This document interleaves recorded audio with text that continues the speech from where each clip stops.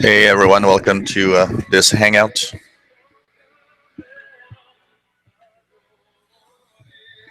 We're slowly starting things up. Um, Sound level might have changed because I am using the headphones here instead of the usual over-the-air microphone thing. So my setup is there right now for decoding digital signals. It's coming up. So I think this is going to be quite cool. Do a little test here to make sure that things work okay.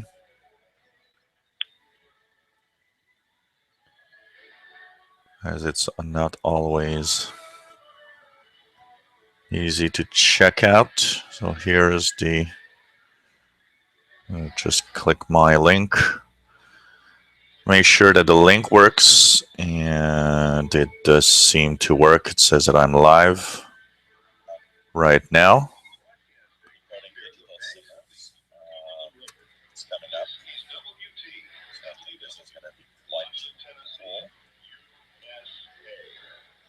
So working well, the links are working well, so everybody should be joining the Google Hangout. We're at 11 spectators right now, so it's coming up, and we're 1 minute away of the start of our Hangout. So I've set up my radio. I changed the camera. We won't be seeing my face much today because I set it up so that I can actually go to the screen here and show you the digital modes, the code as it happens. So it's going to be cool. The software I'm going to use today for our Hangout is FLDG, which is a good piece of software. And since it's also what is required for the VOA radiogram at 1930 UTC, there's going to be the VOA radiogram. So we'll be, of course, using FLDG. And also one of the reasons why I favor this software for decoding, it's one of the easy software to understand. You know, it doesn't require you to have too much computer technical know-how to make it work. So this is going to be the my old Core 2 Toshiba computer is going to decode, and everything is hooked up to my receivers right here, of course. And there's a lot of one of the major changes to my voice using headphones right now. Hello, Klaus from Bavaria border. Welcome to the Hangout. Nice to see you. It's been a little while. I think you weren't there on the last Hangout. So it's nice to see you back. Welcome to the Hangout. So it's 1900 hours UTC. Welcome to the Google Hangout. This is the event that we were starting today. We are now at 35 spectators, which is not too bad. Oops, going up to 40 now. Things are working well. Welcome aboard. Welcome, guys, to the Hangout, and girls, of course. There's not a lot of girls usually in our hobby, but there are a few, and it's pretty cool. So we have Klaus in Bavaria. Hello. Also by email, we have Derek that is in Iowa, and he says that he's watching.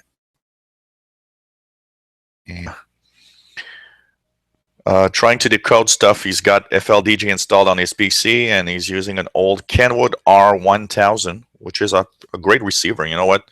Receivers, even 20, 30-year-old receivers are great receivers, especially in you know, the Kenwoods and the ICOMs. The old ones are really great software radios. Sorry. And so, welcome to the Hangout. We've got Cindy in California. She's first time that she's joining in a Hangout. She doesn't have a radio, but she is interested in maybe getting back into the hobby after many years. So welcome, Cindy, to the Hangout. So today is decoding digital signals with a receiver, and that's going to be our main topic. But first off, we're going to do a little bit of news because I have a few bits of news here that I want to talk about that I think is going to be interesting.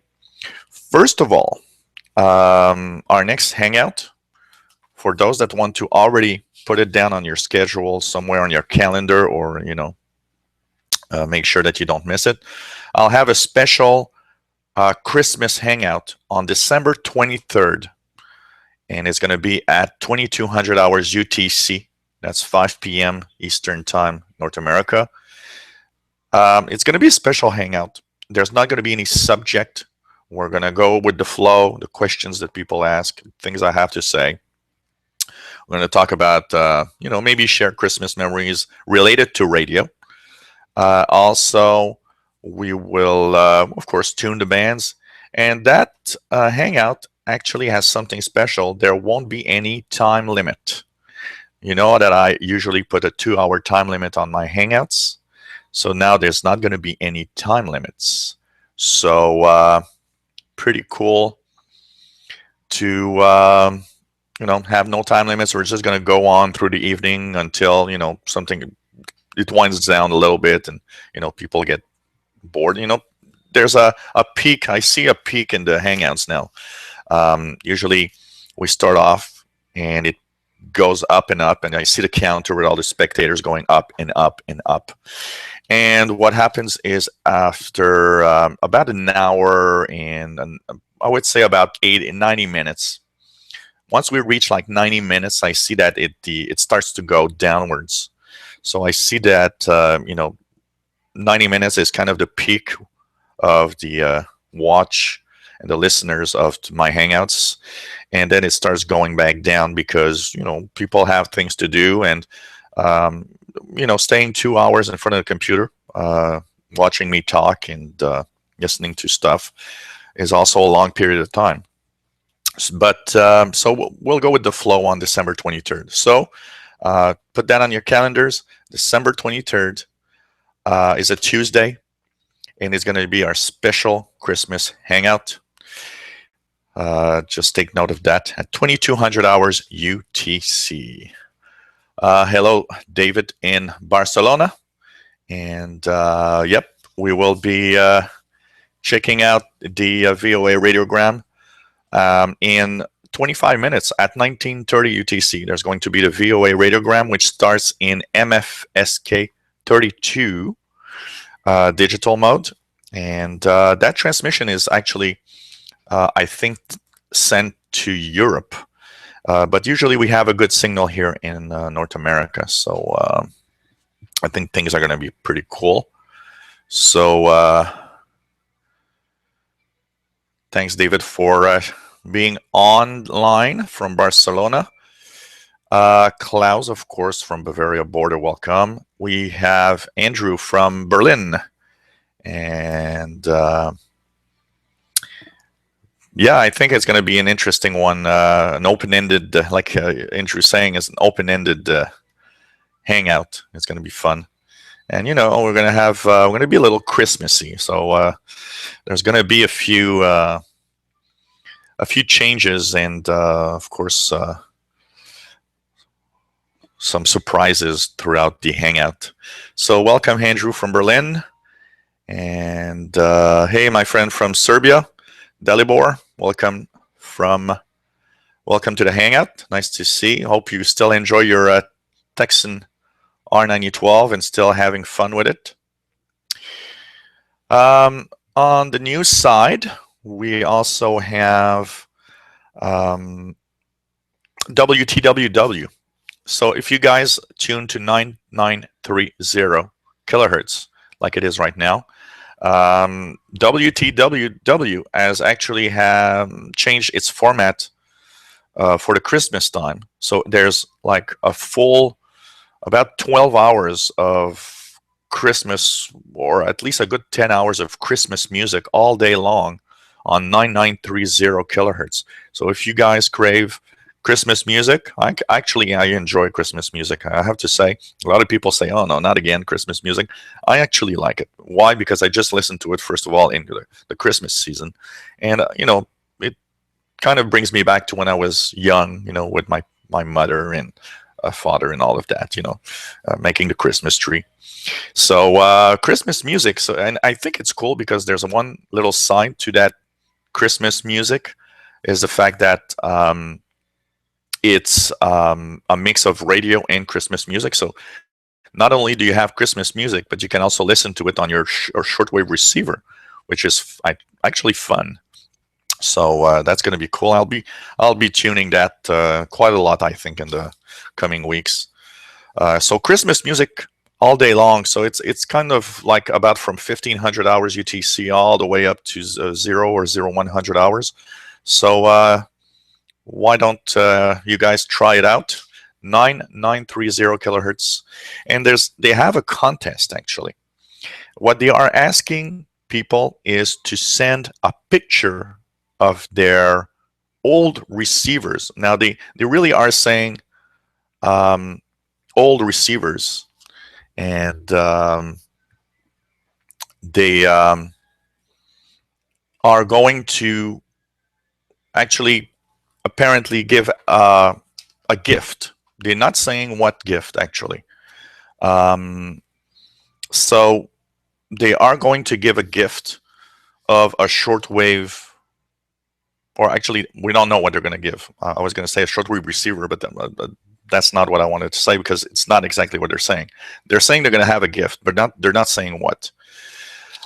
So what you have to do is use an old shortwave receiver, tune it to WTWW, and listen to the Christmas music, 9930 kilohertz. Take a picture of yourself and your Christmas and your radio tune to the Christmas music, and send it in to their email address that they actually give out almost every 20-30 minutes.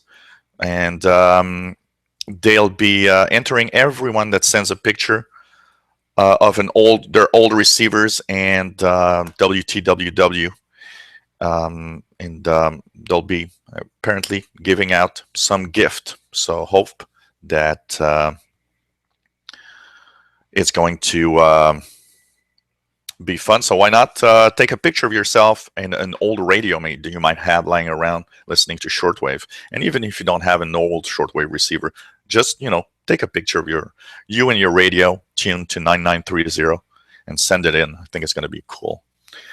And yeah, Augustine, I am on. I know that he says that doesn't have any audio, but thanks to my friend Dalibor in Serbia that's suggested to a reload page. If you lose sound or picture or anything, it can happen in Hangouts. Just reload the page, and usually it's going to come back. So nice to have all of you guys in the Hangout. So in 20 minutes, if any of you out there want to follow with the Hangout and the decoding, keep in mind that in 20 minutes at 1930 UTC, tune your radio to 15.670. Take your software, FLDG, and on your computer, go into the op mode on the upper left and use mode MFSK 32. This is the mode that's going to be used at the VOA radiogram, which is a special transmission from the Voice of America by Kim Andrew Elliott that's arranged that. And they'll be sending out a 30-minute bulletin. So nice to see that you are loud and clear, Augustin Bernard. Cool. So MFSK 32, and they'll have a special mode in the last minute and a half of their broadcast, which is going to be in Olivia 32-1K. So that's going to be the other mode they're going to try in the op mode. They'll have to change in the last minute and a half to Olivia whoops, sorry, Olivia 32-1K. And I have a special surprise transmission or minute and a half there. So, but we start at MFSK 32. That's going to be the way it's going to work. So that's going to be in about 18 minutes. I'm going to bring back the camera to my radio. The time, by the way, here is right if you want to check the lag between my video feed and what you are receiving. So just in case.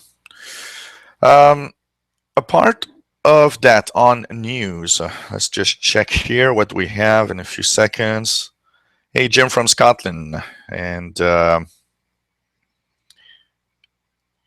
cool. He's got FLDG wire to his Mac. Yeah, I also got it on my Mac. It's nice to have a piece of software that's both PC and Mac. I always like that. I hate it when we have only one platform on a software. Hey, Mike.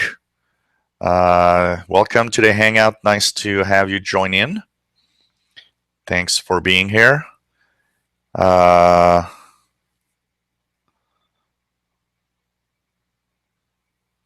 Thunder 33345. Welcome to the Hangout.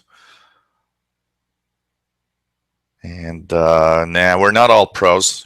Everybody has different levels, and I hope it's nice to have everybody join in. Hey, Scott. Welcome to the Hangout. Nice to see you here. So hope that we'll have the maximum number of people actually decoding the VOA radiogram that's going to come out in 15 minutes. So tune in radios to 15.670. You don't need, this is what is fun about the VOA radiogram. You don't need single sideband. If you can hear the signal, enough to hear the digital mode that they'll send, you can hook it up to your computer, install FLDG, and it's going to work. So even if you don't have single sideband, this will work. It's a AM mode transmission, so you don't have to use single sideband on the VOA radiogram. Afterwards, though, after the VOA radiogram, we're going to tune the bands and go find some digital signals, and those are going to need single sideband. So it's going to be cool.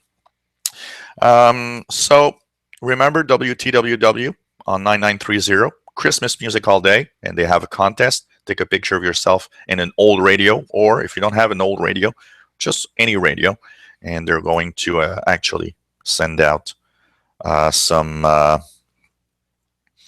they're actually gonna first the QSL, so you can ask for a QSL, and they're also gonna choose from everybody that send in a picture. Apparently they have a gift for someone that they're going to send out. Propagation today is seems to be quite good, and actually the signal from VOA radiogram's transmitter just popped up here. So I've got an S9 signal just popping up, just a carrier. So I'm getting good reception here of the VOA radiogram. So that's gonna be, I think, a great reception. I don't know if you guys can hear it where you are. Try it out, 15670. You should hear a carrier right now, and you'll have a transmission of digital mode in about 15 minutes. Propagation, like I was saying, is quite good today. We're actually, I think, enjoying good enough propagation for pretty much for a great, and enjoying a nice cool Sunday radio day. So I think it's going to be cool. As for FLDG, Andrew, there's nothing to set.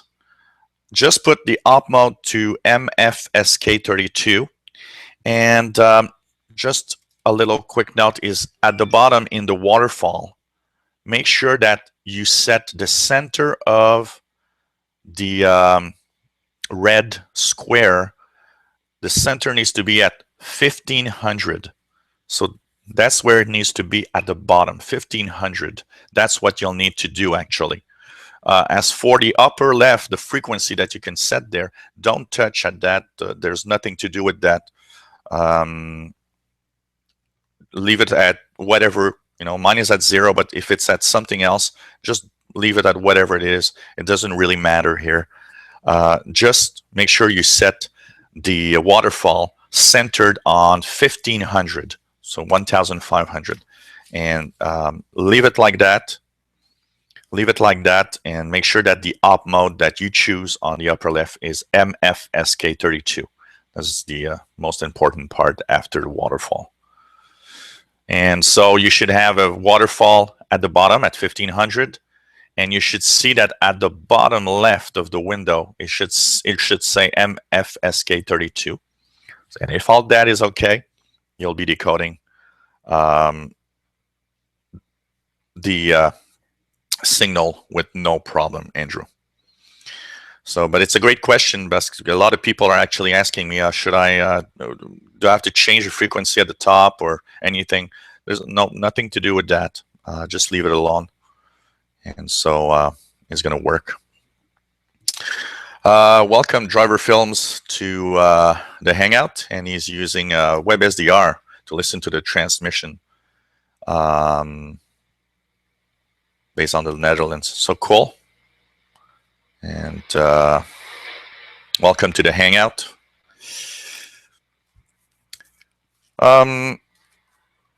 One last little piece of news, maybe. There's a lot of talk about Global 24 and the programs that it has aired.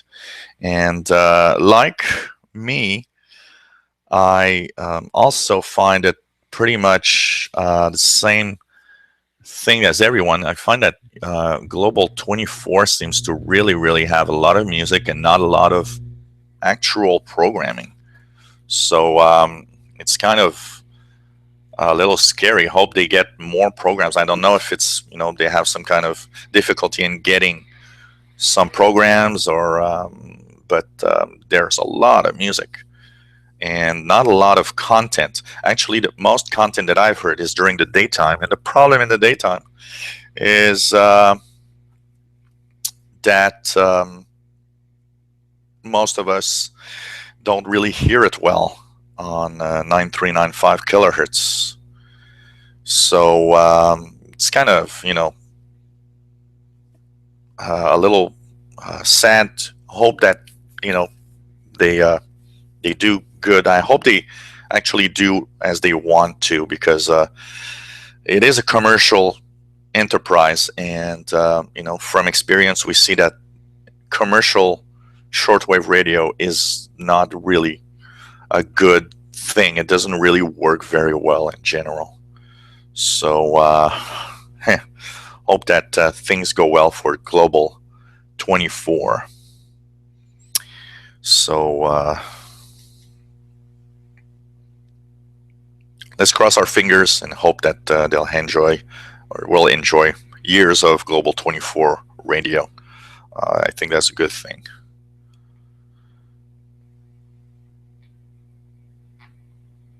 Yeah, 15670, my friend Jim, not 673. Make sure you're on 670. But it is sent to Europe, and I've seen that on the VOA radiogram page. They actually said that there's a lot of Europeans last week that did not get the transmission on 15670. But here we're getting a nice clear signal, and actually very little noise. I'm happy for one thing here is I have very little noise on 15670 or in the 19 meter band here, so I'm lucky for that. So in a few minutes we're going to enjoy the decoding, and I hope that everybody is going to be able to decode the VOA radiogram. This is, by the way, every week. VOA radiogram is a transmission that's there every week.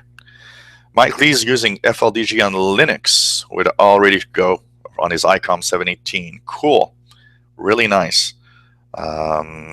it is true that there's a Linux version of a global what? Just distracted here. So there's a Linux version of FLDG, which is really cool. Nice to have multi-platform software. That's also one of the reasons why I use FLDG. I knew that, either you have a PC or a Mac, pretty much everybody can enjoy FLDG and use it, and that's pretty cool. So 8 minutes to go before transmission starts.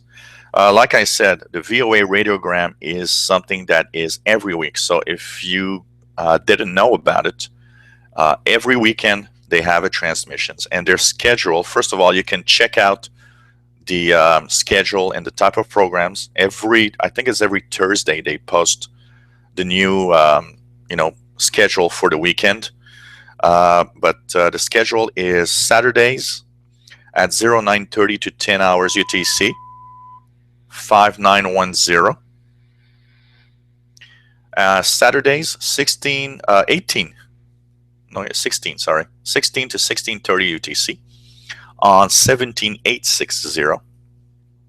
For North America, they have a Sunday, which is Saturday evening North America time, but Sunday UTC 0230 to 0300, 5745 kilohertz.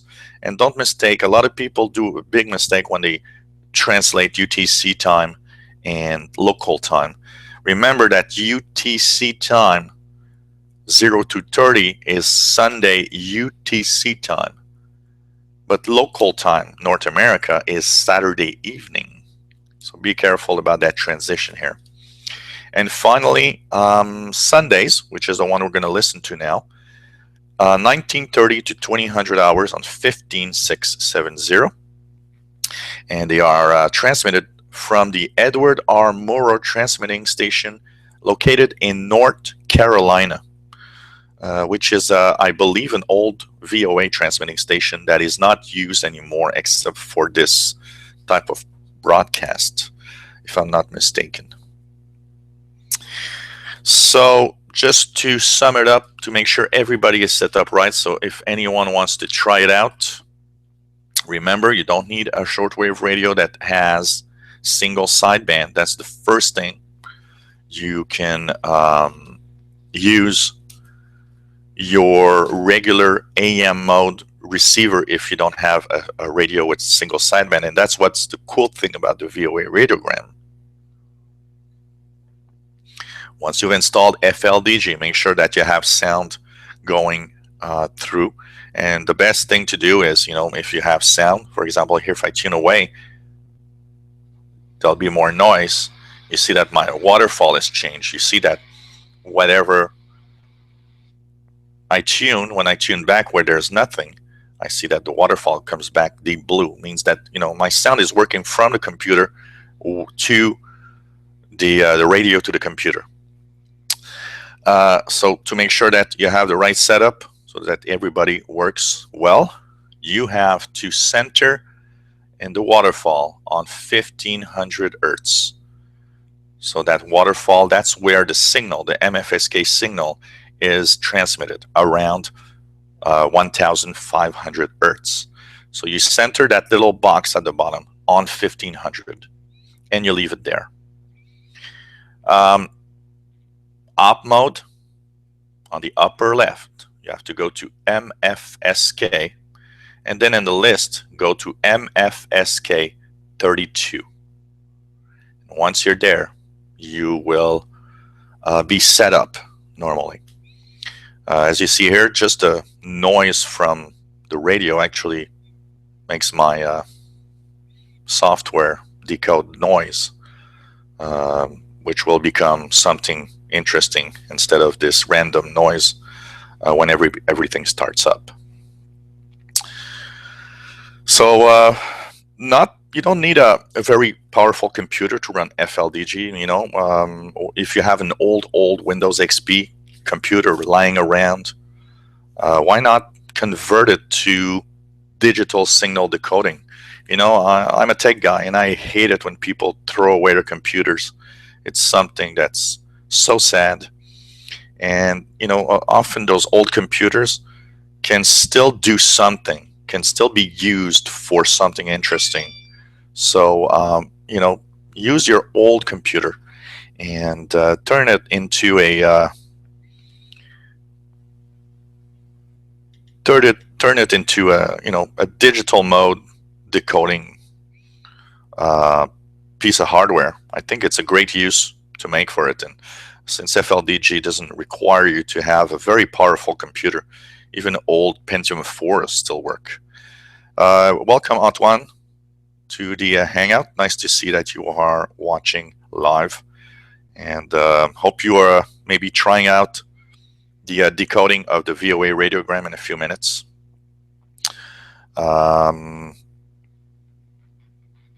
One question I'd like to ask for of you guys, is the sound, is my voice clear, and does it have any noise? Because the headset I use, I've noticed that sometimes there's a hum.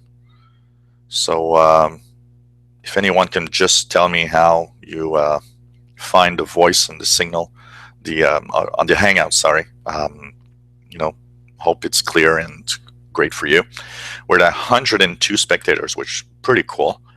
And so welcome to everyone. We have Suzanne in California that has been there in the last few Hangouts. And hello, welcome to the Hangout.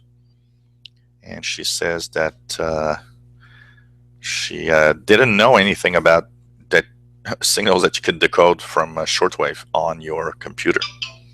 So yep, there's digital modes, and we're going to talk a little more about digital modes after or even during the VOA, Hangout, the VOA radiogram. We're going to talk about the different signals, and we're going to try to tune different signals. Thank you, Scott, and Driver Films. Thank you for letting me know that my voice is cool and great. The headset actually works well, but there's sometimes a hum in it, and it's really annoying on some of my YouTube videos. I can hear it, and I guess sometimes gets on my nerves. I'll be also doing a little test in the next. Yeah, well, Andrew, the picture is very difficult to put a focus. The webcam I'm using is autofocus, and focusing on a computer screen is kind of very difficult. So there might be some fuzziness depending. So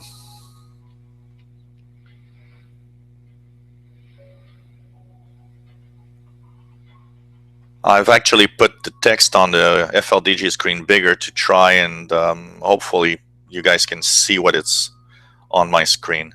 So the VOA radiogram is starting right now with some music, 15670. There'll be, of course, an announcement right now. Welcome to program 89 of VOA radiogram from the Voice of America. I'm Kim Andrew Elliott in Washington. On VOA radiogram, we experiment with digital text and image modes on an analog shortwave broadcast transmitter. For more information about our project, visit voaradiogram.net. That's voaradiogram.net. On today's program, citizen scientists in coastal California, boundaries in the South China Sea, and a Russian television channel may soon shut down. First, the program preview in MFSK 32. That's MFSK 32.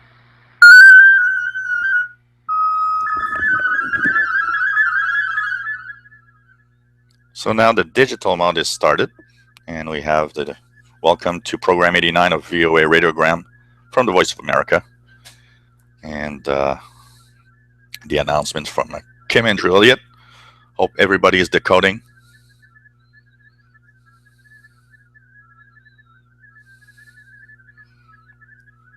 Hey, thanks, Antoine. It's true that it's pretty cool. And thanks for letting me know that everything's working great.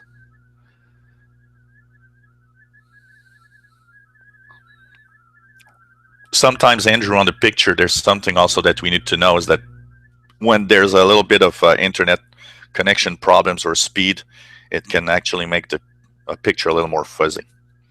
So here we are decoding the VOA radiogram live. This is cool, actually. Um, and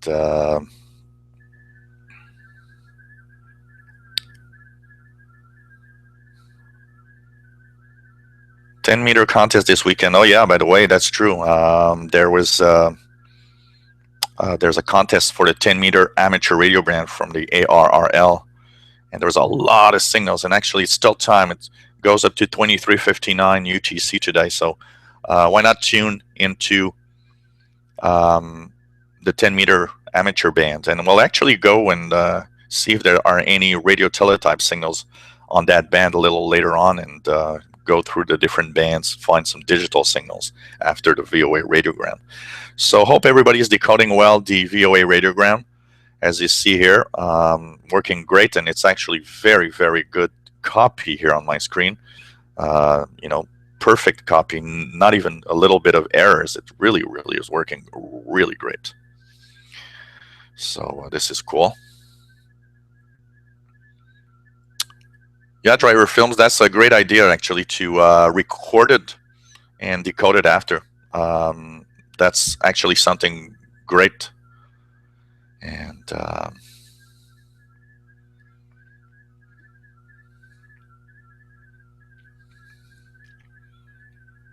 works well. If you can decode it, or that's actually a great idea. Sometimes, it's fun to decode digital signals straight from the transmission while it's live. Of course, that's the fun part of it. But you know what? If you guys have too much computer noise going into your radio, what you could do is actually record the digital sounds that you hear on your radio, and then use the recording and decode it with FLDG. That's actually a great way to do it if you are unable to decode because there's just too much noise. Computers are horrible noisemakers, and a lot of the noise generated from these computers actually go into the radio when you hook up, and that's also something that's a little sad here. So 124 spectators, welcome guys and girls, and what you are looking at is decoding of a Voice of America digital mode broadcast, which is MFSK 32. What's cool about these transmissions is they are a mix of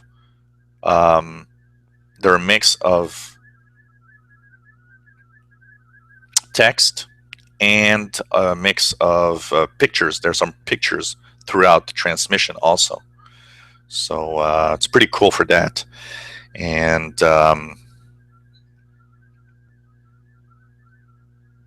they don't require you to have some fancy equipment to actually listen to these transmissions.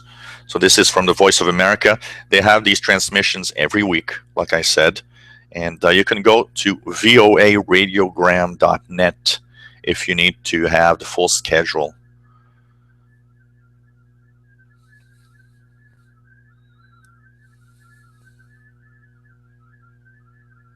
Yes, Antoine mentioning that he did a few contacts on 10 meters using his using only 5 watt in his metallic rain gutter, and yep, 10 meters is a great band. Actually, if I ever get my ham license, 10 meters will be one of those bands that I'll probably be the most on. I love 10 meters. It's just so much fun, and with just so little power, it's incredible where you can go to. And also because of the higher frequency of 10 meters, what's nice is that usually it's one of the quiet bands. Even if you have a noisy environment, it's very often one of the quiet bands.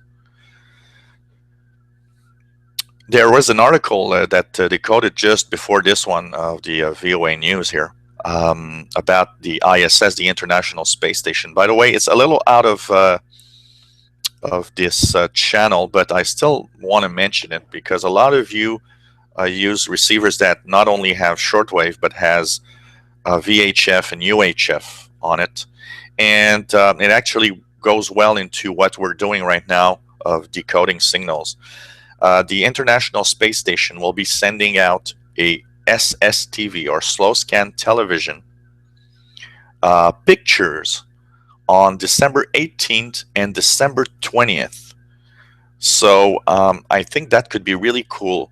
It's going to be on VHF on 145.800. So any one of you have VHF capabilities and a decent antenna. And what I mean by a decent antenna, actually, the signals from the ISS, because I've heard them many times, are so strong that even with just a little scanner and a rubber duck antenna, you are able to actually receive the ISS transmissions. And I actually heard them a few times. So, put these dates on your calendar: December 18th and 20th. They're going to run pretty much all day long a SSTV, or slow scan television picture, 3 minutes and a half picture. And the only thing that you'll need to know is when the International Space Station actually gets over your area, because you'll need to have that schedule there of when they are actually crossing your area over your city. So there are a few pieces of software out there that you can actually use to actually know when the ISS, and actually if you just put International Space Station in Google, Google as a satellite tracker, you can actually track through Google if you want from the internet. And you can also use software. One that I actually like a lot is Orbitron 3.0. Orbitron is one of the great pieces of tracking of satellite software that I really, really love. So you can use that.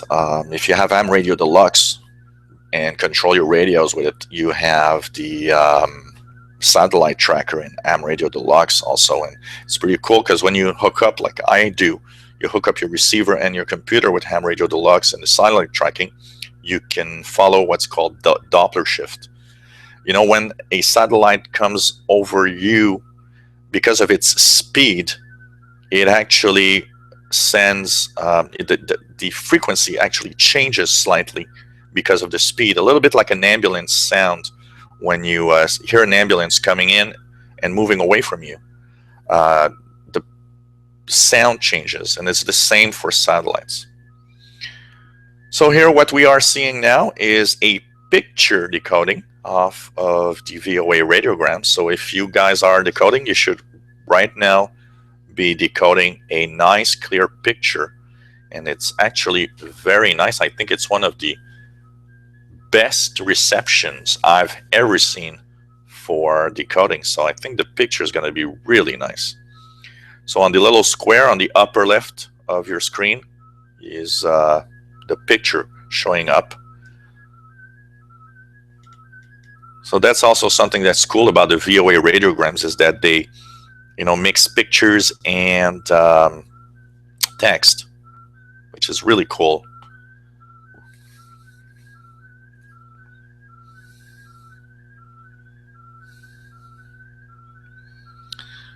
Hey, Jim in Scotland saying that unfortunately the signal is very, very, very, very weak. Andrew in Berlin says that he doesn't really hear the VOA radiogram in Berlin also, unfortunately. Yeah, that's a good suggestion from Driver Film here, to use a web SDR receiver to actually hear it, and maybe do like he's doing, record the sound and then decode it after with FLDG.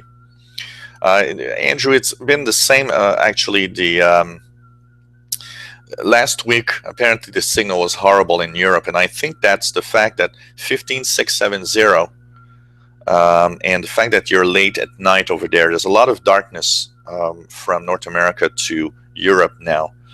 And maybe it's a frequency is just a little too high for that. Also, we got to know one thing is the VOA radiogram is sent with very little power.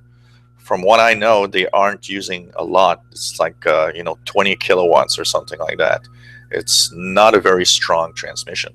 So a very nice picture of a scuba diver here underwater. So that's the first picture that they've just sent, which is really nice actually.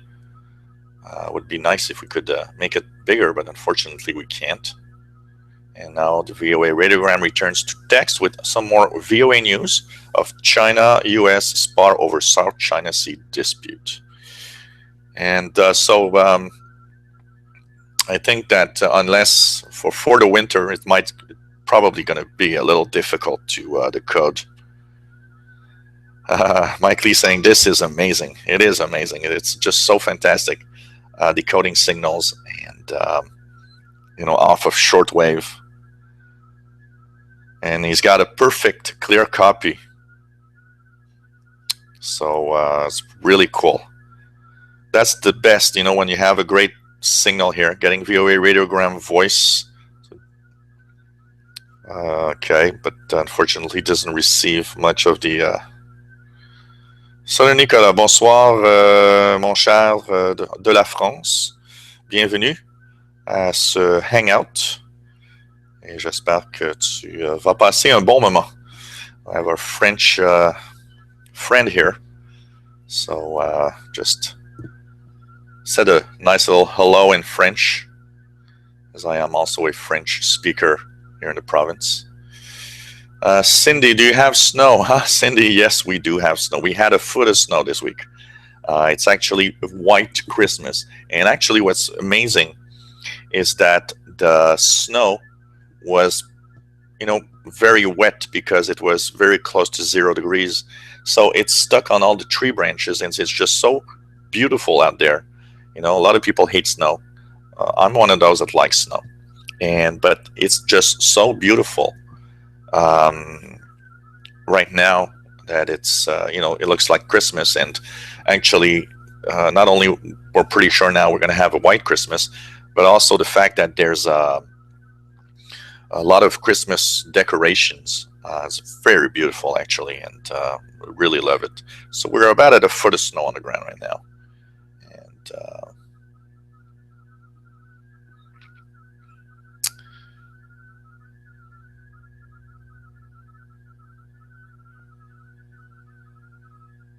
so we are right now still decoding the VOA radiogram, which is a great transmission. And it's actually fun. You know what? It's the first time that I actually have a Hangout, or actually I've never heard of anything live where everybody together, as we're live here with video, decode, a digital transmission all at the same time. So it's pretty cool. And a little later on, we'll go to different frequencies and amateur radio frequencies. So, some of you out there will probably have the possibility to decode some signals a little later on. So keep your FLDG software open as we're going to move on to something else when this transmission ends at 2000 hours UTC. And yeah, sure, Andrew, I will be showing off Morse code decoding. We'll all going to do that live. Morse code. We'll do some radio teletype.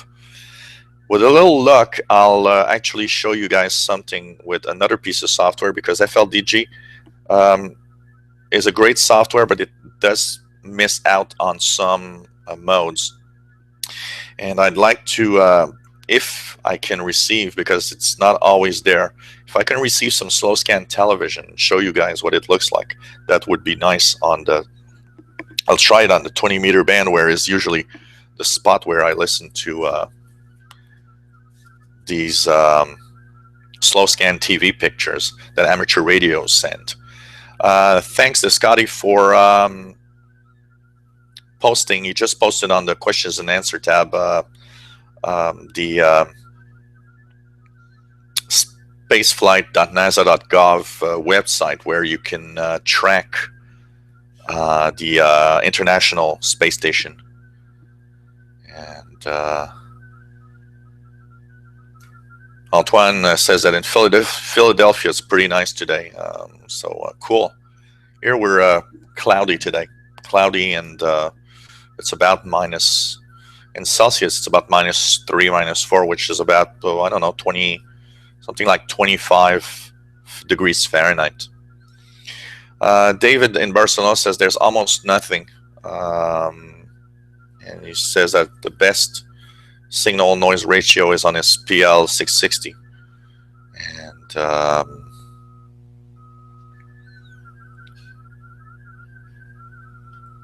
he says there's just too much noise, so he has a lot of difficulty decoding it.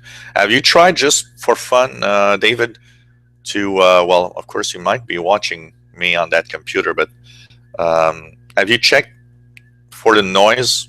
Maybe there's a lot of noise because of your computer. Maybe you could, move away from the computers and try to record it for later decoding. So, but it is always a problem. And of course, like I said, the power level is very, very small on the VOA radiograms. So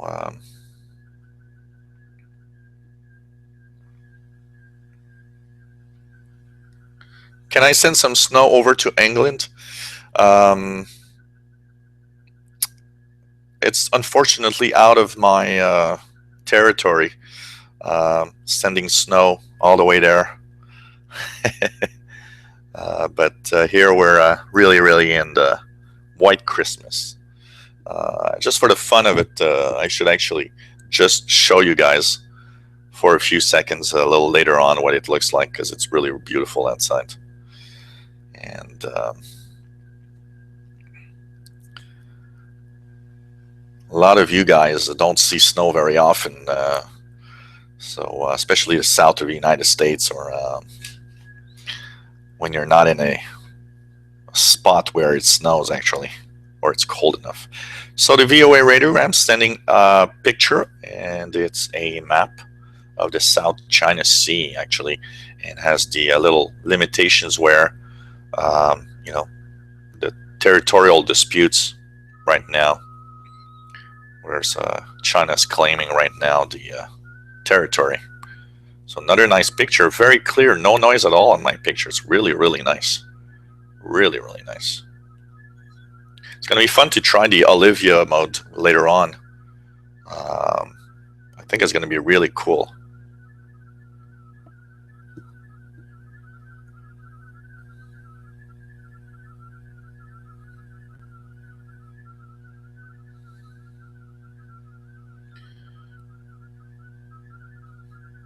So now is an article about Radio Free Europe, Radio Liberty, Independent Siberian TV channel faces shutdown.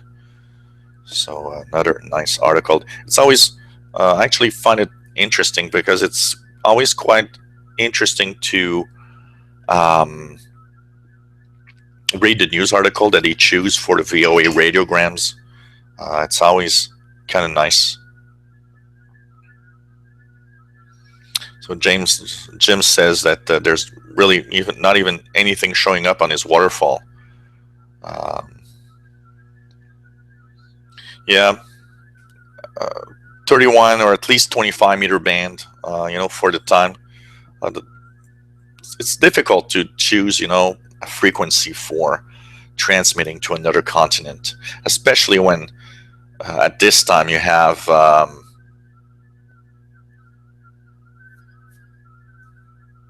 of the year when there's darkness bad halfway through from Europe, North America, and so on.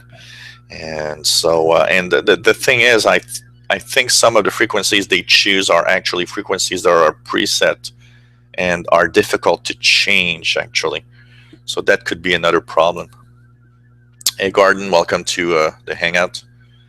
and he says that he sees snow in his part of the UK, and it's already snowed this year. Cool. I know that's not all the part of UK that's under snow. So, oh, Antoine, that's a great little bit of interesting news here, as he's remembering us that on December 12th, 1901, is when Marconi sent the first wireless transmission between England and St. John's, Newfoundland. So, and he's saying, and that is true, I sometimes think about these things. He says, I don't know if he had imagined a world with Wi-Fi, Hangouts, and digital decode on the shortwave bands. And they were really far away from computers back then. 1901, first transmission. That is true. It was December 12, 1901. And apparently the frequency was around 500 kilohertz in the long wave band. They were really low, and actually there's a few people that are still saying that they're wondering if it really did happen because of the low frequency used. And some people dispute the fact that they were actually transmitting. You know, back then, 1901, these experimental transmitters didn't transmit on high frequencies. They didn't know how to actually transmit on, 10 megahertz. They transmitted in a very, very low long wave frequency. So there's some people that, speculate, and it makes me wonder also, because sometimes you say, well, okay, that was a low frequency. The reception must have been, like the receiver used was so basic that it wasn't really sensitive compared to today. So, and the power, there probably wasn't a lot of power going out, but probably the fact that there was extremely low noise, no electronics to boost noise levels around the Earth. It's possible. Who knows?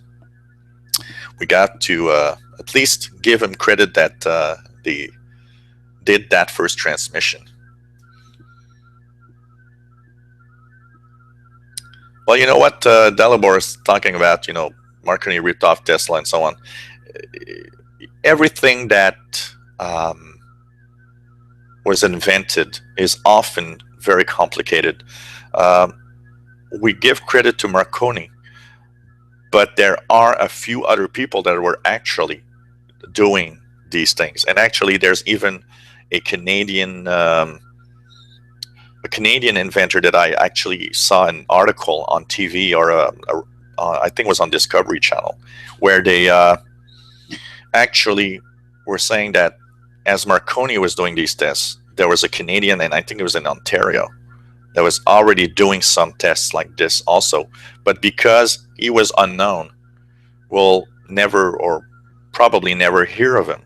So it's always, a question of power, money, and Marconi was very well placed. He knew people that had a lot of money, so of course he got the advantage because of that.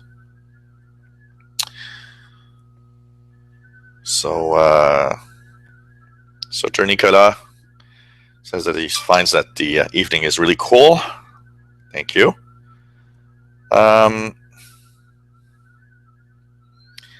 Great question. Jim says he doesn't receive any signal, but he's wondering why the FLDG has a lot of gibberish on the screen. That is true. The reason why is because the noise that's entering FLDG, even if it's not a digital mode, the noise that's entering is actually producing, or the fact that FLDG is trying to decode something out of what he's receiving.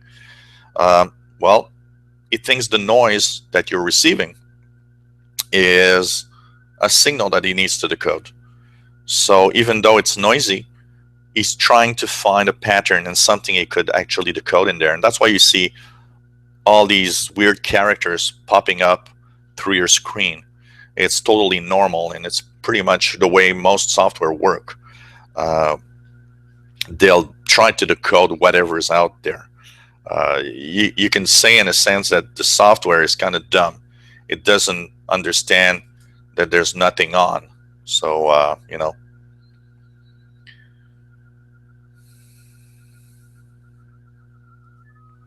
So here's going to be a special mode, guys. Remember, they have to change FLDG now. That's going to be Olivia. There's going to be a special mode now that's going to be sent, and it's Olivia 321K.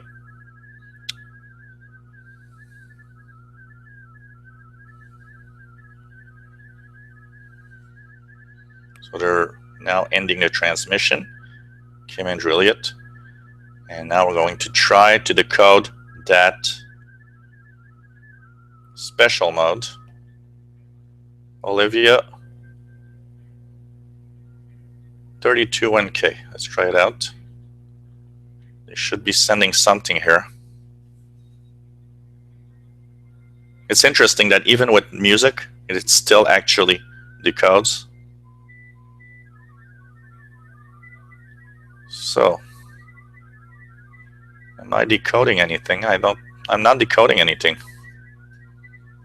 Okay, oh, it's coming, I think. Here we go.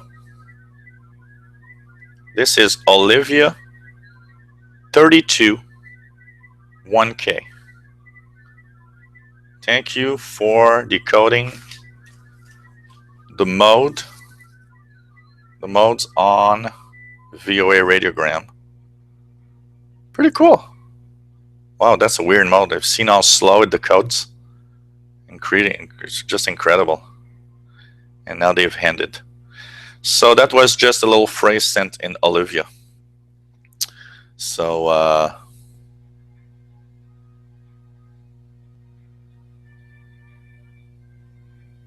Scotty says he would be happy to send a boatload of snow.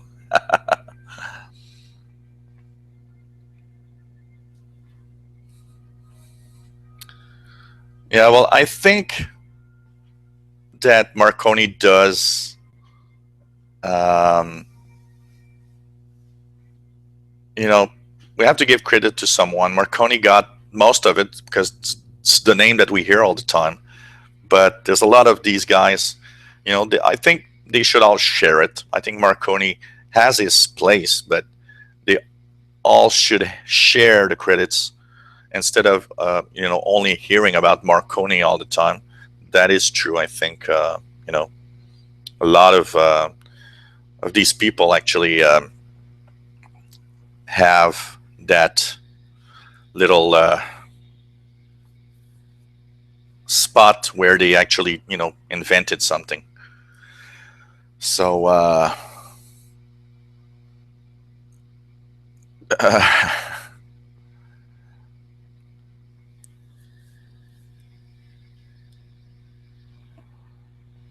the Scott says, don't know if anyone will get this. Be funny if it decoded and said, remember to remember to drink your Ovaltine. Yeah, I remember from Christmas movie. Yeah. It's just how fun.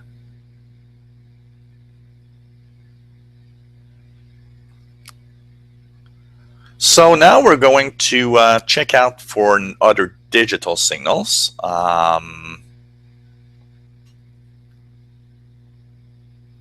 As for, one thing that is mentioned here by the Valtz is, in his experience, connecting an SDR to the PC sound card or any receiver, by the way, is a question of grounding. Of course, having a good ground connection does lower the noise a lot from computers. And so it's really complicated. And it is almost impossible to really have that in a portable receiver, grounding of a portable receiver. So for Andrew, we're going to actually try decode a few. It's not, a digital mode, but he's asking that I tried to decode a Morse code signal. So why not? Well, go into the amateur bands and try to decode some digital modes and see if, first of all, we hear Morse code. Try a few Morse code signals, see if we can decode. It's always a little difficult and touchy on. Gordon says that he's using an old XP laptop in Texan PL600 to receive. So, but Gordon, like what you could do is if you have too much noise, because a portable receiver is probably a problem for that, is the fact that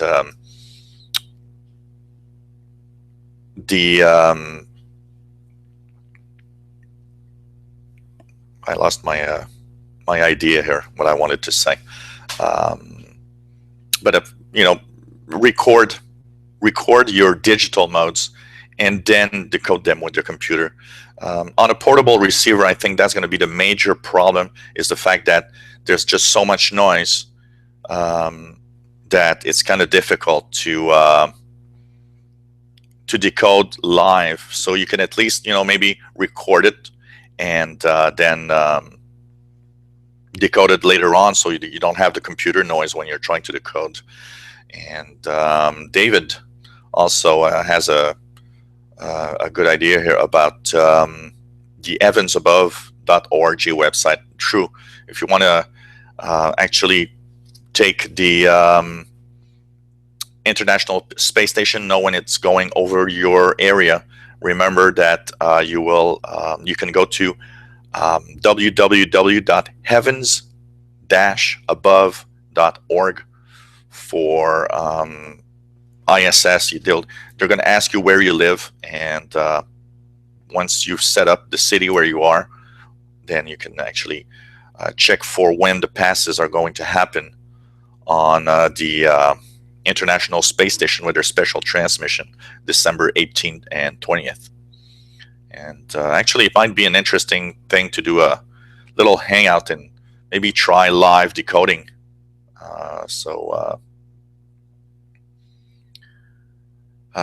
Yeah, congrats, of course, David, on your 8500, the IRCOM receiver. It's really cool. So, regarding the radiogram, David says that he's actually put a good length of audio cable to try and attenuate the noise, but that doesn't have any success. So, maybe recording could be something. Also, sometimes good shielding on the cables. So, okay, I'm going to take a peek here. I'm going to turn the camera back to the radio, and for a few seconds, I'm going to go up to the 10-meter amateur radio band and see if we can hear anything Morse code wise. There's a lot of signals, actually. So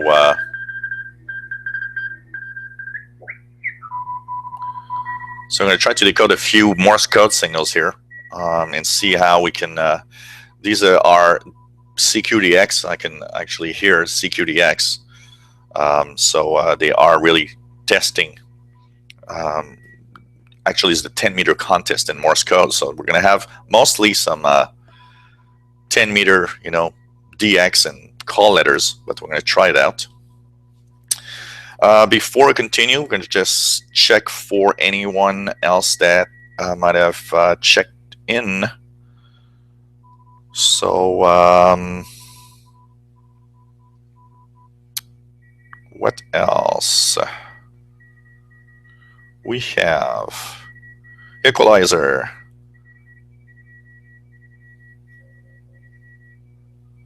I didn't know about that. We have equalizer. Says that there was a computer game that had a SSTV signal, and lots of people actually recorded and then decoded it. That's interesting. I didn't know that a computer game incorporated such ideas. It's really cool. So let's check out for digital signals. What else? Okay, equalizer. Welcome. Finally, we have Danielle in Brisbane, Australia, watching the Hangout. He didn't try the VOA radiogram as he knows that he would not receive it. Yeah, I think that's a safe decision. And being in Australia, I don't think there's a lot of signals that I hear you'll actually hear in your part of the world. So just to give an example about Morse code decoding, I'm gonna put the camera back on the computer. So to decode Morse code, first thing, you need to go into the op mode on the upper left of your computer screen on FLDG and click CW. So you should see CW. Then on the waterfall at the bottom, all the CW, all the Morse code signals actually show up here as lines. You see one very strong here with a little red in the middle. There's another one here. So I'll choose the strong one and we'll see if we can decode what it's going to send. There we go.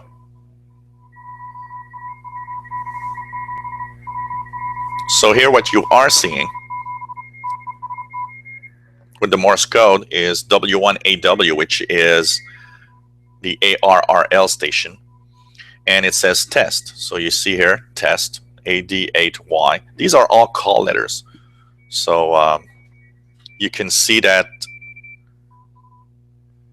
they are sending out CQs, by the way. W1AW/7. So, these are mostly call letters right here. Unfortunately, there's what's maybe not interesting right now is the fact that on amateur radio bands, you rarely have a conversation going on CW. So it's really more difficult to actually decode anything that's cool, except maybe for the W1AW, transmissions in the evening, the code tests that people can actually, or lessons. Here, let's try it out. There's another strong one. I'm going to check what station that could be. So as soon as the signal appears on my waterfall, here it goes.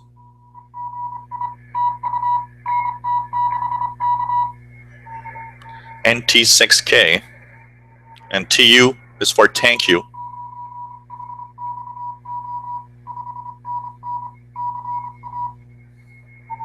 Here it says 599 California, which gives it a report.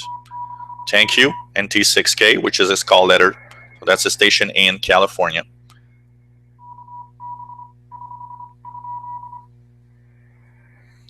So, it's not a real conversation, but you can see that it actually decodes well Morse code.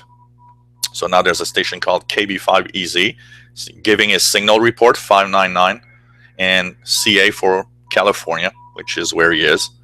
And then he's back into his call letter in T6K.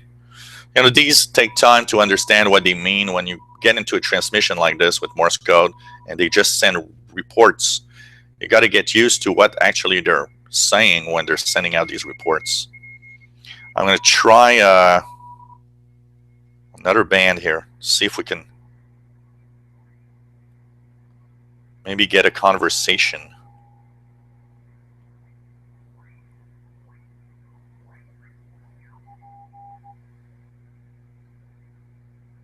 So we'll try to.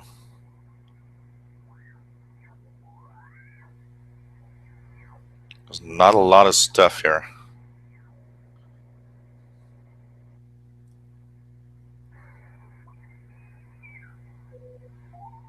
There's one. There we go. Try to decode this one, see how it works. Hey, David loves his ICOM 8500. And he's really been enjoying the VHF, UHF coverage a lot. And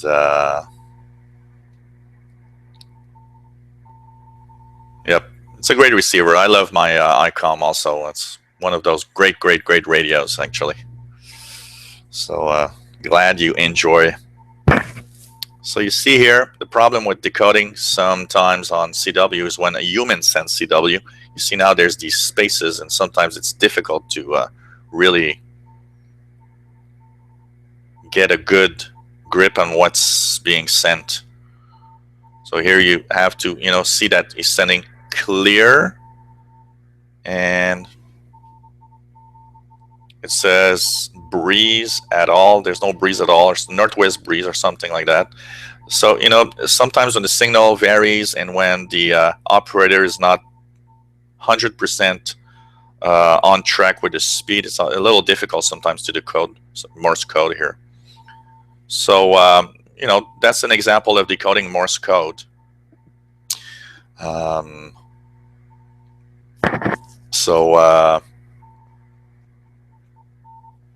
It's just, understanding what's being said. We'll try another one here that's pretty strong.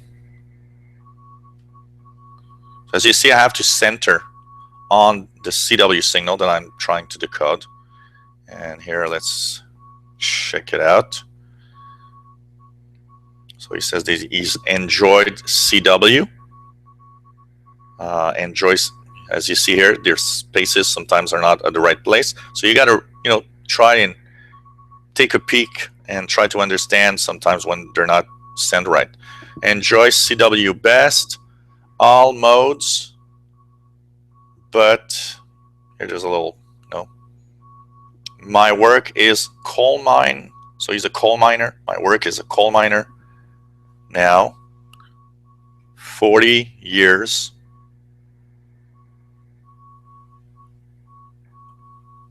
But hope to retire by new.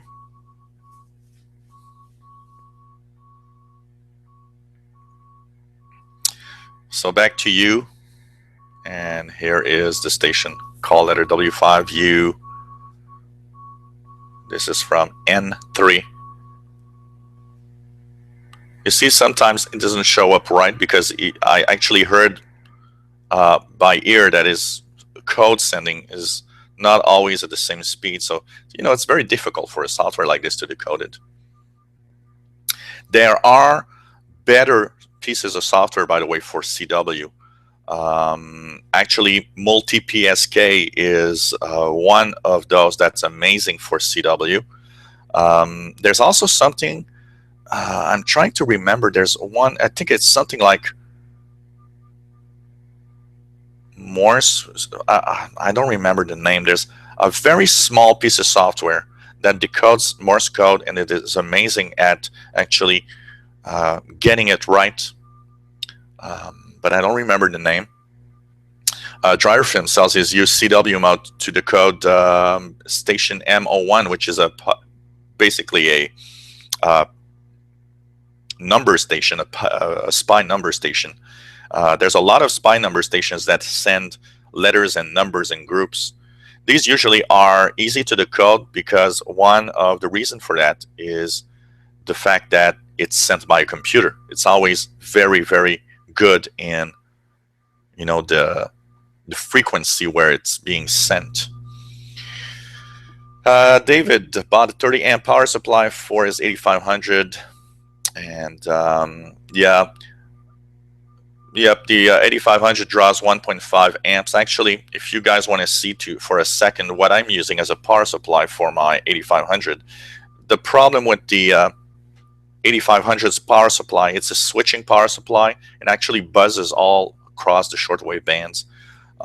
This is a power supply that I built right here. The little wires, the alligator clips here are the wires that are actually sending. I'm just going to show you guys. Don't look at the mess. This battery here, this is a rechargeable battery. So my power supply sends to the battery, and the battery and power supply are hooked up to my radio. So what happens is that, first of all, I always have a charged battery. So when there's a power outage, I actually have power from the battery, and that battery will power my 8500 for about 4 to 5 hours, which is quite nice. So in the event that there could be a 2 or 3 hour power outage, I have radio, which is pretty cool. David, thanks for the correction. It's evansabove.com for the tracking of the International Space Station. Okay, we're going to decode a true and tried digital mode, which is called radio teletype. Radio teletype. We're going to go into the 10-meter band and try to find one radio teletype signal. I'm going to have one. Actually, everybody's invaded on CW, so I'm going to go on the 20-meter band. I'm going to have some radio teletype stuff for sure.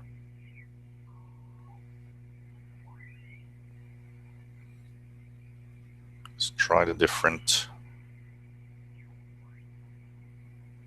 Oh, it doesn't happen often. I don't hear actually any radio teletypes from the amateur radio bands. That's amazing. I usually hear a signal pretty much. Very rare that you don't hear any radio teletypes. 14.08. There's an interesting digital mode on 14.087.5. I don't know if anyone can hear it, especially you guys in North America. Can you try 14.087.5 upper sideband? Does anyone know what this digital mode is? I'm going to try to make you guys hear it. I don't think it's going to work. Here it goes.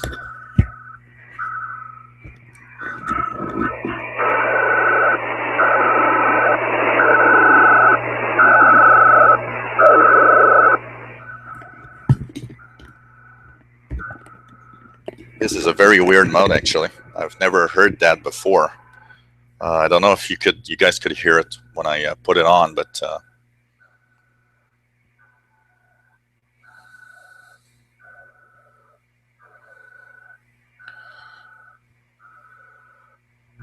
so just to go back to my radio teletype, a radio teletype. Okay, there's many types of radio teletypes.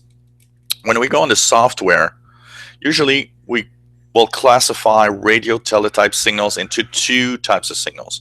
The commercial radio teletype, if we could say so.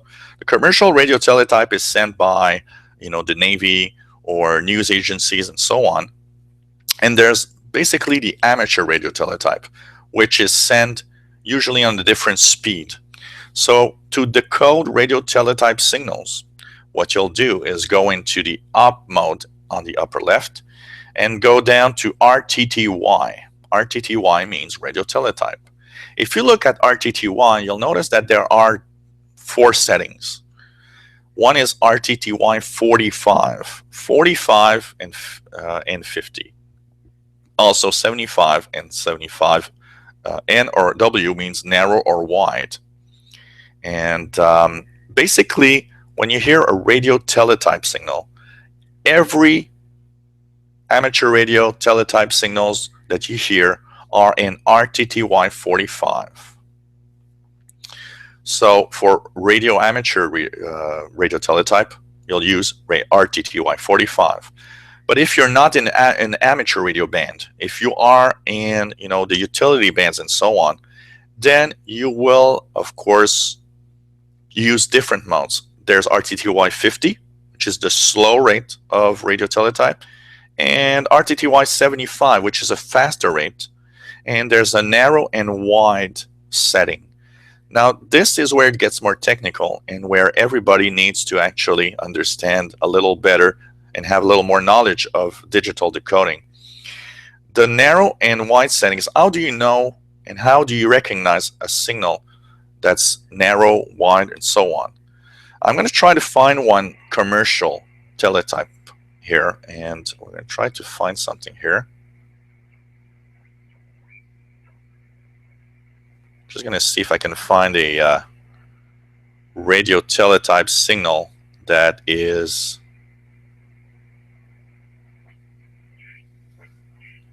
of commercial nature. So here's one. As you hear, so on 12.700, I'm hearing a radio teletype signal. If you look on your waterfall, first indication of what mode to use is the two lines. You see that the two lines of the radio teletype signal, where they are. I'm going to move it a little more upwards here. There we go. So how do you decode such a teletype signal, if at all? Because some of them are teletype signals that are encrypted. You see that your cursor, as that little square here, has two red lines. They need to match the two yellow lines, or the two lines created by the radio teletype signal. So to change that, you'll go into the op mode, and when you're not used to it, you often is a trial and error. So for example, 75N is very, very narrow. That's why it's N. But if you try the RTTY 75W, look at how it now matches pretty much.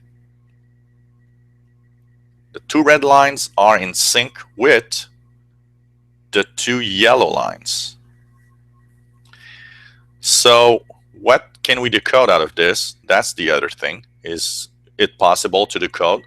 Is it encrypted? Actually, I'm not really sure about this one, if it's encrypted or not.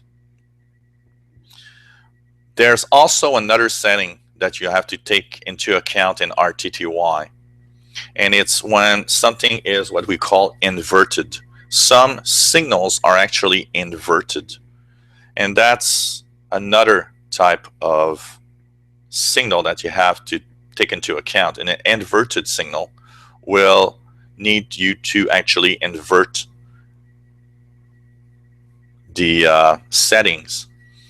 There's also, in the custom side, a lot of settings that can be adjusted, the baud rate and so on, and it's very complicated. But when you try it out, sometimes by going on and trying to decode these things, you will eventually decode the signal, and it's going to work. It is difficult to decode commercial radio teletype, and I must say that RTTY on most commercial stuff are pretty much all encrypted nowadays. There's almost nothing you can decode out of the blue. It's very, very rare that you'll find a clear radio teletype signal that actually gives you text or something that you want to decode. So, you know, it's always a little difficult to really understand anything. There's also stations that send, you know, only groups of letters and numbers. There's all sorts of things showing up. The thing is, try to play around with the modes. When you hear a radio teletype signal, you know, play around, check the different modes. Like I said, what's important is, first of all, to match the lines in the waterfall. Then, when that matches, tweak the settings, go into the custom settings, try to find a way to decode it. And, you know, don't be sad if you can't decode it. There's a possibility that you won't be able to. I'll go back into amateur radio mode here, which is radio teletype 45. And we're going to try to find one on the bands here. See how narrow the lines are compared to the regular lines. So I'm going to go into the amateur radio bands. One of the great spots to receive RTTY is, for example, 20 meter band from 14.080 to 14.100.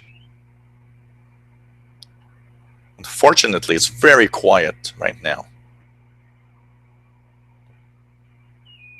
It's actually very rare that you don't hear anything at all. And so if we don't hear anything, we're just gonna change mode, but it would have been fun to decode at least one RTTY signal here. So really nothing at all. It's amazing. 068, I don't remember.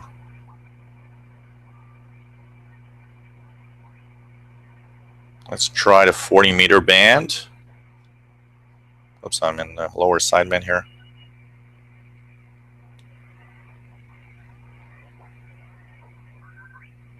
Really nothing much. Wow, amazing. I rarely have nothing to decode. Huh. So unfortunately, we'll try it a little later. Let's try another mode that this one I'm sure we're going to find signals. One of the very popular modes in amateur radio, and one that I enjoy a lot doing reception actually, is called BPSK 31 or PSK 31 short. First of all, you'll go into the hop mode. You'll go into the mode that's called PSK, and there you'll go into BPSK 31. You'll notice that your cursor is very narrow now. The two little red lines are very narrow, so that's a very narrow signal. It's almost like a tone. If you want to hear such signals, and there are going to be some, I'm pretty sure, tune your radio to 14.070. And I hear a ton right now. If you hear a bunch of little tones, that's what you are receiving, which is a BPSK signal. Now let's go to the waterfall. Let's go here and let's check it out. Look at all the signals. You see, these are all BPSK signals. The lines, the yellow lines you see here are all BPSK signals. So let's choose one. This one's very strong. Let's click on it and see what it's giving out. And here we go. We're now decoding BPSK 31 mode on the 20-meter amateur band. 14.070, 21.070, 28.070. On 40 meters, you guys in Europe with lower frequencies, 7.070 are all frequencies. So here you see a nice decoding of a signal. Rec2 mode, you can only send 13 characters per transmission on it. Thanks for the BPSK 31 QSO number 306, Bob. IQSL via QRZ, only for the time being, 73 and good DX. So you see, this is a nice little contact between amateur radio operators. Now he's sending the date and time of his contact and so on. So it's pretty cool. So this is KD8UEG. So, and he was talking to WA2FRF. If you're lucky, if you're really lucky, you might hear both transmission, both sides of the transmission on BPSK. So why don't you guys try to decode some BPSK 31 signals? Try 14.070 where I am now. I think this is one of the great spots for that. Let's try this one. It's very strong here. Here we go. So the guy's in Marion County, Ohio. And here he's sending basically his location, where he is. And here we go. Now he's sending back to the other station. So like I said, sometimes when propagation is just right, you might hear both station, which is always fun because now you have a full conversation. You can hear both transmissions. If propagation is not good, then at that time, you might actually not hear the other stations. So here's another station, K3AKA, sending CQ. CQ means that he's calling for another station. So BPSK 31 is actually, of all the digital modes, I would say, on FLDG for amateur radio use, BPSK 31 is one of the great modes that I love. And one of the reasons why BPSK 31 is also a great mode is that it is very immune to noise. So if you guys have too much noise, then you can try and tune BPSK signals, and even if you barely hear it, you will actually be able to decode something. I've seen stations that were barely there on the waterfall, and I would still have a clear copy, which is always cool. So these are great digital modes for amateur radio. Now there's a lot of stuff that you can also decode. You know, it's already an hour and a half into the Hangout, and I think, you know what, this Hangout probably would need a second Hangout for digital modes as we go on. Another interesting thing that you can decode with FLDG that's always fun is weatherfax pictures from different stations. Now, I don't know if we can actually find a weatherfax broadcast right now. I forgot to check out any schedules that we might fax schedules. Let's check WeFax schedules and frequencies.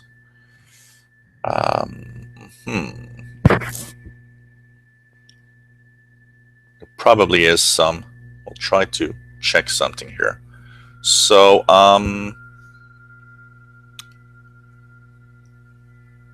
New Orleans has a broadcast. Let's try it out. 17.146. Oh yeah. If you guys tune to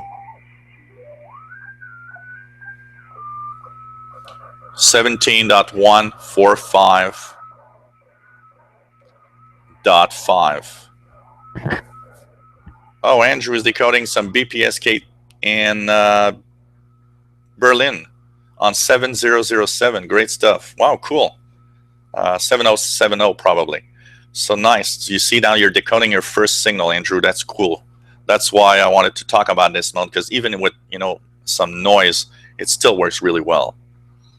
So if you guys want to decode a weather fax 17.145.5, what you need to do in FLDG to receive a weather fax is now to go to op mode, go all the way down to WeFax, and choose WeFax IOC 576. Then make sure that you match the waterfall at the bottom with the signal. It's very important for you to match if you want these to work. There's a part of it that's an auto match if you want, where the computer tries to match the signal. Now these are images, so they take a lot of time to show up, and they are very, very noisy if your signal is not strong enough. So that's something that you have to be checking out. I'm going to try another frequency here. Maybe I could hear 12.788. Yeah, it's here. But it's not very strong. Just gonna 8.501. Nope. 17.18145 is pretty much just the good one here. So these are weather broadcasts, and actually there's a full schedule of WeFax. If you go on Google and you type weather fax shortwave schedules, you'll go into the NOAA website. And the NOAA website actually has a full schedule in PDF of all the weather fax broadcasts out there. So these are images of all sorts of weather patterns, ice charts, all sorts of interesting things, including full schedules. Here they're sending out the schedule. It's very hard to read because my signal isn't very good on this station, but that's what you're reading here. This is a schedule. Actually, I can see here the time, 48-hour wave period, swell predictions, and so on. This is their schedule actually. Now you've noticed that there's a black line on a weather fax, and you see that it's crooked here, and that's something you have to align. There's a thing called alignment, and there's a thing called slant on the bottom here. The slant is that little wavy line. It needs to be straight. So you need to play with the slant until the black line is pretty much vertical. Once it's vertical, you know that you're okay. The other thing that you might want to do is the align. The align mode will change. You see that black line needs to be at the border.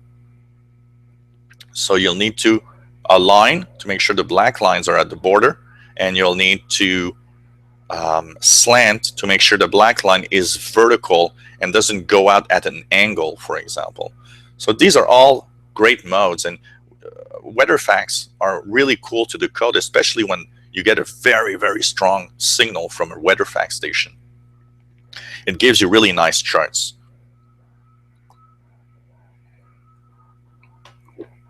There's still a lot of weather fax broadcasts, by the way, so if you guys want to really find and decode a weather fax, it's quite easy actually to do so. So these are all modes that you can decode, as you see here. I'm going to leave this decoding slowly. And actually, we're going to talk a little bit about the softwares that you can use on your computer. Now, I'm sure that a lot of you have different softwares that you guys use and that you love. So,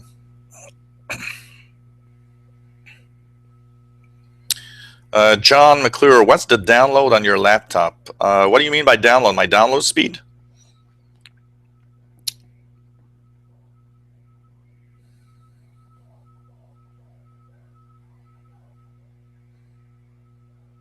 Jim stayed with me instead of going to the pub. Instead of going to take a few beers. Thanks for staying and watching this with me. And, CW Get. John McClure uses CW Get, which is, of course, one of the software for Morse code decoding. CW Get is a good piece of software. It's actually very good in decoding Morse code properly, even when the signal or even when the person sending out the Morse code isn't the best in its precision. CW Get is one of those Morse code actually software. Any of you guys, let me know what software you use usually to decode stuff. That's something. Hey, Mr. Mute Zone, thanks for being there. Nice hangout. And as he's saying, it's decoded signals away from shortwave. ACARS, the International Space Station. Got the soft rock. I got the soft rock as I got better reception for shortwave, such as for decoding DRM and SSTV. DRM is another type of signal, actually. DRM is Digital Radio Mondiale. A lot of stations on shortwave transmit on DRM. That is something that I haven't experimented actually yet and really need to try out. And he says not to send any snow his way. No problem. I'll keep it all to myself. It's okay. Welcome to the Hangout. Another piece of software that is very popular, Multi-PSK. Multi-PSK, I don't know if I have it installed here. Multi-PSK, yep. Multi-PSK is this piece of software. I'm just going to show you guys. I've actually been enjoying using it a little more recently because I find that the interface is just so cluttered. Here we go. Multi-PSK is here. This is Multi-PSK. And here, fax transmissions. Let's try it out. Here we go. This one's going to decode another weather fax. As you see here, this one seems to actually decode much, much better. The same signal that I was listening to. So standard, here we go. Slant is good. How about the shift? Must be this. Is this the shift? Yeah. Let's change it here. So here we go. Here is a much better decoding. And as you see here, not all software are created equal. Look at how this one actually makes text much clearer than my FLDG software. Look at how horrible the text and the colors are. But look at Multi-PSK, which is another piece of software. The text is much clearer, actually. You can actually read it. Sorry if you can't really see it necessarily.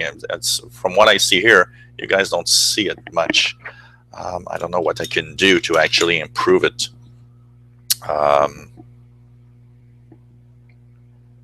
But this is much better decoding. Let's just try it out. It seems to be blasted by the screen or something. And I don't really see what I can do to improve it, sorry. But you see that, the text is much better on this one. I can actually read it very, very well compared to other pieces of software. So I don't know if I can. Is there a way to? Oh, maybe like this. Here it goes. This is much better, actually, for you guys. Here we go. Just bend it over a little bit, my laptop. Here it goes. Now we have clear Sorry for the, you see the camera has a lot of problems in actually making it focus. But you see that the text is there. And it's much clearer actually than on FLDG, which is a much, much more hard copy. Look at the difference between FLDG, receiving this weather fax, and look at the same weather fax with multi-PSK. Look how clear the text is compared to FLDG. So, you see that every piece of software has its own quirks and quirks, and that's why there are different softwares out there. Another piece of software that I use a lot, and that is actually a good piece of software also, MixW, MIXW, is a great piece of software.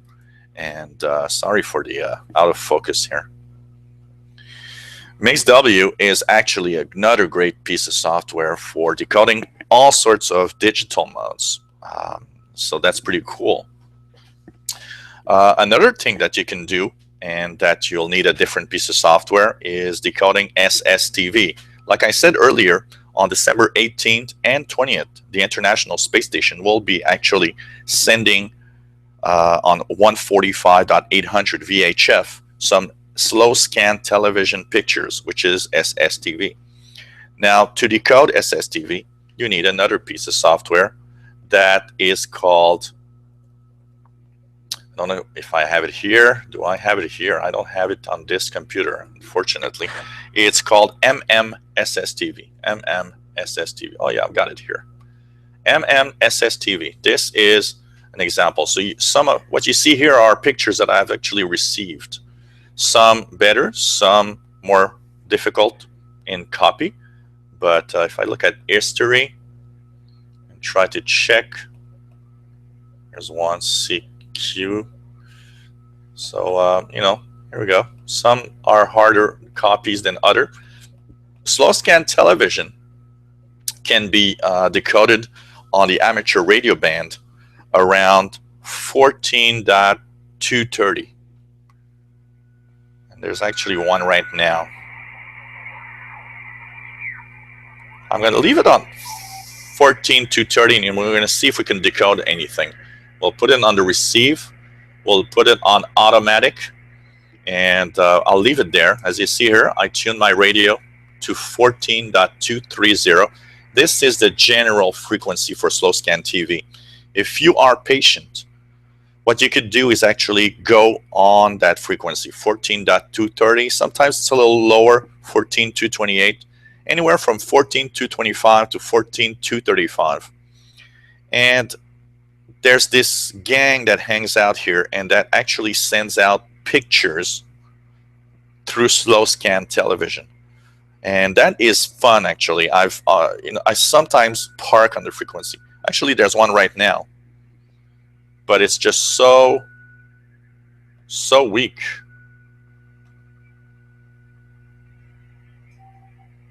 It's almost impossible to decode here. I don't know what. Not sure it's decoding real.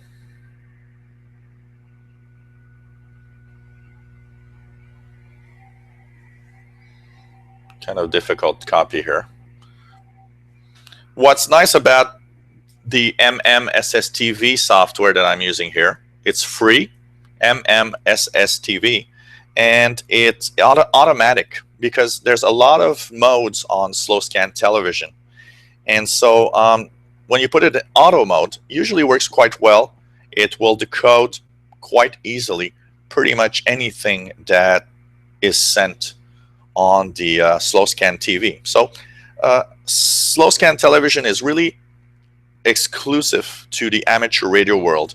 It's an amateur radio mode that's very old, and it's sending still pictures through transmitters. Here we go. Somebody's sending out something on robot 36 mode, apparently. Not really sure it works very well. Signal is kind of weak, so it's a little difficult copy. I don't know if we'll see anything here. I do see a little bit inside the picture, but it's kind of hard. As you see here, it's a little hard copy. but there's something there, that's for sure. And depending on the modes, some modes are better than others at sending pictures also. But here there seems to be a slant on the picture also. So it's kind of a little difficult sometimes to play with it, but you know, you can sync stuff, you can play with the different settings. Unfortunately, I would need a really good signal to show up right now to really decode. There's also something about the reception. You know, when there's a slow scan TV signal, for example, it needs to really be inside the brackets here. And usually you know it because this becomes green, which means that usually it's good enough for a copy. So, but it's kind of difficult. But slow scan TV is a great mode. And there's a gang. And one evening, you know what? I was actually parked on 14230, and I decided to just stay there. And behold, I started hearing a few Russians sending out pictures. There's nothing, cooler than just decoding a very nice picture coming all the way from Russia. It's just so cool. All you hear is these noises, and you see your computer bringing this, picture to life. And I don't remember what's the call letters, but they were like R3 something. But it was a Russian station. And he was actually calling North America through SSTV. So sometimes you might see a picture that says CQ SSTV. And that means that he's waiting for somebody else to send a picture on slow scan television.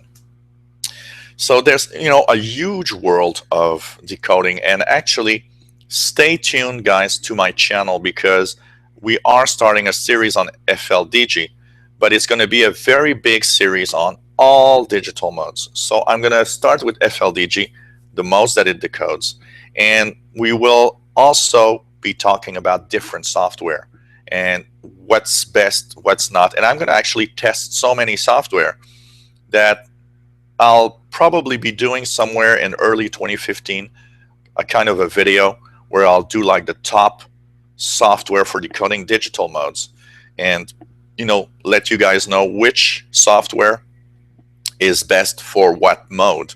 Because as you've seen, not all pieces of software are created equal. Some are better at others than others at decoding. And so each have their own little settings. Another interesting mode is Digipan. Digipan, if you want to decode only BPSK signals, like earlier, Digipan is free, and it's amazing because what it does, it can decode multiple signals at the same time. So here's, I'm going to actually close down for a second here the other software so that they don't interfere with each other. Here we go. There we go. Yes. Let's call Digipan here. Digipan. And so in Digipan, I'll go back to 14.070. This is a BPSK 31 decoder. What's amazing is that here you actually have multiple decoding. So not only do you hear one mode, and I'm going to try to make this go a little closer so that you guys can see something. I don't know if I'll be able, but here we go. Let's just try it out here. Yeah, kind of difficult, eh? Here, like this maybe. So not only is it decoding BPSK signals, but it decodes all of them at the same time. So all of these lines are BPSK signals, and you can actually just take one of them on the waterfall at the bottom if you want. So if I click one, and the waterfall, the one that I click will show up on the left side, but you still decode all the other ones all together at the same time, which is amazing. So this is a great piece of software for BPSK only. It's the only mode that it does, but it's an amazing piece of software for BPSK.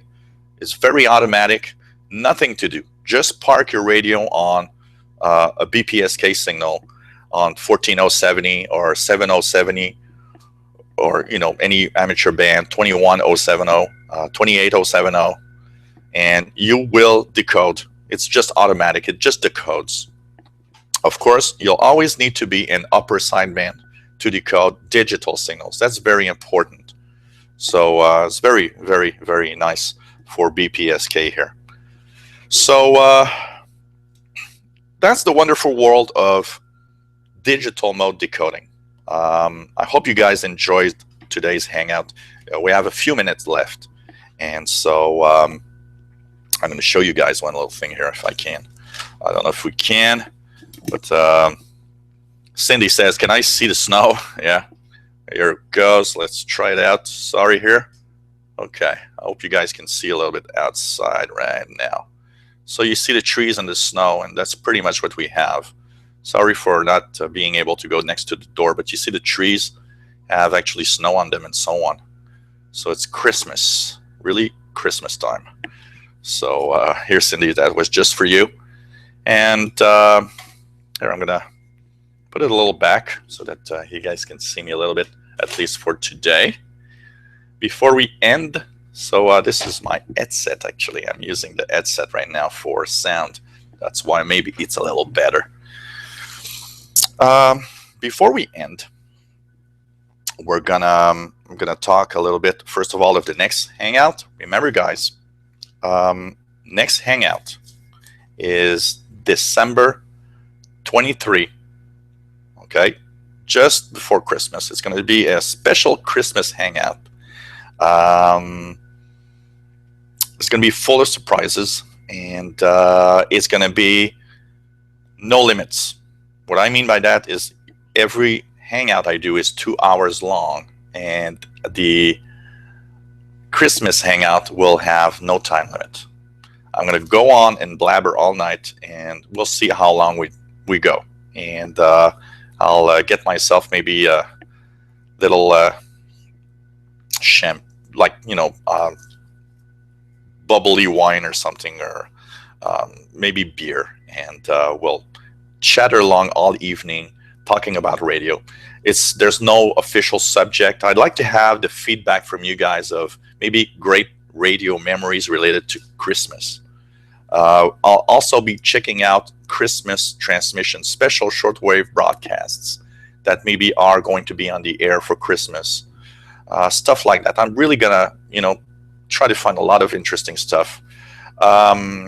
Being around Christmas, hopefully there might be Christmas pirates also. Christmas is a really good time for pirates. New Year's also. So the holidays are great times for pirate transmissions, actually. So there's going to be a lot of stuff. And we're going to be in a very Christmas theme. So don't be surprised at what you'll see on December 23. So it all starts at 2200 hours UTC. That's 5 p.m. Eastern Standard Time in the East Coast of North America. And I think we're going to have a lot of fun. And like I said, no time limit. Everybody's going to really have fun, I think. And Driver Film Cell is going to have beer in the next Hangout. Yeah, why not? Maybe, whatever you like. Beer, wine, anything. Why not join me in a little Hangout where we'll be a little more festive? And if you don't drink alcohol, get yourself hot chocolate, or a nice cup of coffee or anything. Whatever drink that you enjoy, and we'll try to stay together as long. I hope everyone will participate in sending me, great Christmas memories of radio. Also, we'll come back on all sorts of things. Maybe have a little look at the past year in shortwave. What happened? Stations that are gone. What the future of shortwave? What's gonna come in 2015? Will we have a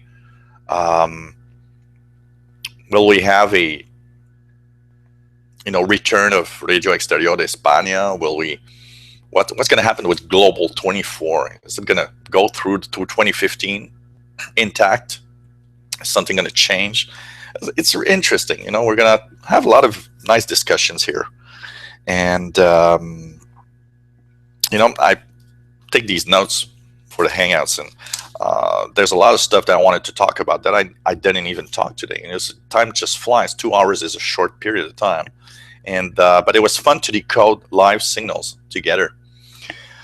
So December 23rd, 2200 hours UTC, be here. Of course, I'll be sending out all of your, the same little feedbacks and emails to let everybody know when we're going on the air with the links and everything. One thing also about in between that, I'm not sure which day, but I'm pretty sure this week we're going to have a unannounced hangout because I want to test different things. A lot of people complain about the sound quality, and I understand that. The problem with the sound quality, not of my voice, because from what I see is that the voice part is great. It's when we want to listen to a radio part that's a little more complicated. And the problem with Hangouts is there's a very big compression that they make actually to lower the overall bandwidth we use on the web. So, if anyone uses a cell phone to call and heard music over a cell phone, probably notice that the music's all garbled. And it's the same thing that happens here. Anything that's music or that's not just voice or noisy gets garbled by the radio, by the Hangout. So I'm going to try something this week where I'll hook up the radio directly into the input of my computer so I can switch in between radio line and my earphones and microphone. So like that, I'll be testing. So this week is going to be a test hangout. I don't know what day, but I'll keep you guys up to date on what I'm going to do it. And I'd like to have your feedback on the quality. So we're going to put some stuff. I'm going to put radio stuff. And I want you guys to let me know how you found the quality of that stuff. Is the sound quality good and so on? And we're going to test. Because in 2015, we're going to have a lot of Hangouts. And I want them to be as good as possible on the sound quality, picture quality, and everything. I think on the picture, we have a great camera. It's not perfect, but I think I got a good cam for that. The headphone is something that's going to be probably used pretty much now for my Hangouts because it does give a great sound quality to my voice. The only thing I need to figure out is radio-wise, how to inject the radio sound directly. And I don't want to use an outboard microphone for that. I rather would like to have the output of the radio and probably use the record out here and shove it directly into the input of my computer to have sound directly sent to the Hangout. So, hey, 2 hours already gone. It seems I started only 2 minutes ago, my Hangout. So take care, guys. Thanks so much for being here. It's always cool. And remember, if you're in a Christmas mood, 9.930 is Christmas music. Jingle bells playing right now. So why not listen to WTWW 9930 Christmas music? And hey, why not participate in their little contest? You send a picture of yourself in an old radio listening to WTWW, and they apparently will do a draw, and somebody will win apparently a nice prize. Curious to see what that's going to be. They are focusing on old receivers, but if you don't have any old receivers, just send a picture of your actual receiver. So take care, guys. Thanks for being here in the Hangout. It was really nice. It was cool to decode the VOA radiogram. And remember, December 23rd, 2200 hours UTC is the next Hangout. So Take care, guys.